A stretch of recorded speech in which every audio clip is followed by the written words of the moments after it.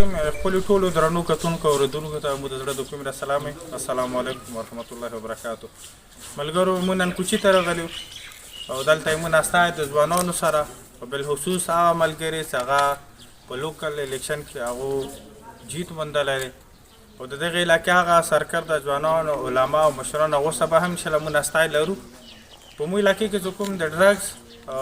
یا د ناشو یا د منشیاتو کوم کاروبار شروع شوی دی د دې حوالې سره به مو انشاءالله په بازارونو په کلو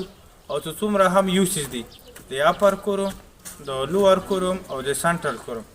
د دغې ټولې علاقې د ټولې کورمې ځوانان مشران علمدین دا به دواړو طبقو والا دا به انشاءالله سره دو سره به مو ناسته لرو. د روان وخت کې موږ غواړو چې موږ علاقه د منشیاتو نه د چارسو نه د پوډرو نه د آیس نه د میډیکل نشې چې د نوي نوي کومې نشې دي یا نور څه کومې نشې دي چې هغه سره زموږ ځوانان نسل خرابېږي یا زموږ د علاقې نور بااثره خلک خرابېږي یا زموږ د علاقې معاشرې ته ونه نقصان رسېږي.